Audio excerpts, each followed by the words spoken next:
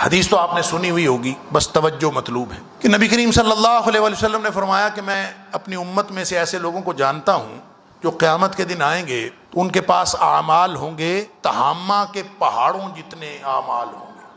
تہامہ کے پہاڑ بہت اونچے پہاڑ. فَيَجْعَلُهَا اللَّهُ هَبَاءً مَنْثُورًا، اللہ ان ساری نیکیوں کو گرد و غبار بنا کے اڑا دے گا. اللہ ککھ بھی ان کے پلے نہیں ہے.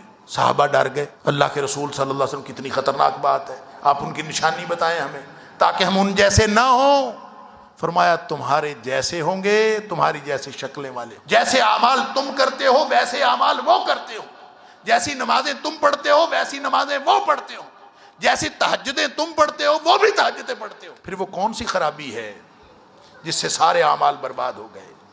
فرمایا اذا خلوا بمحارم اللہ انتہکوہا. خرابی ان میں یہ تھی اور یہ ہوگی کہ جب کبھی وہ تنہائی میں ہوں گے نا، تنہائی میں اکیلے خلوت میں، وہ اللہ کی حرمتوں کو پامال کریں.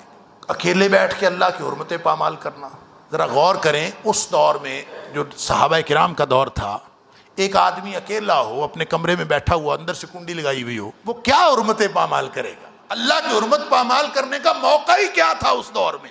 یہ حدیث تو اس کا مفہوم تو آج کے دور میں پورا ہوا ہے. یہ تو حدیث لگتا ہے ہی آج کے دور کے بارے میں. آج کوئی شخص اکیلا بیٹھتا ہے، تنہائی میں بیٹھتا ہے، تو یہ پوری دنیا کا گند اس کی فنگر ٹپ پہ ہوتا ہے، اس کے ہاتھ میں ہوتا ہے، موبائل کی صورت میں. وہ اللہ کی حرمتوں کو پامال کرتا ہے. تو یہ آج کے دور میں یہ واقعہ ہوا ہے.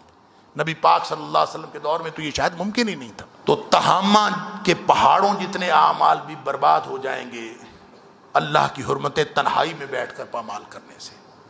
لہٰذا جتنی ایمان اور عقیدے کی فکر کی ضرورت آج ہے شاید کبھی نہیں تھی. اللہ تعالیٰ مجھے اور آپ کو توفیق عطا فرمائے. وآخر دعوانا الحمدللہ رب العالمین.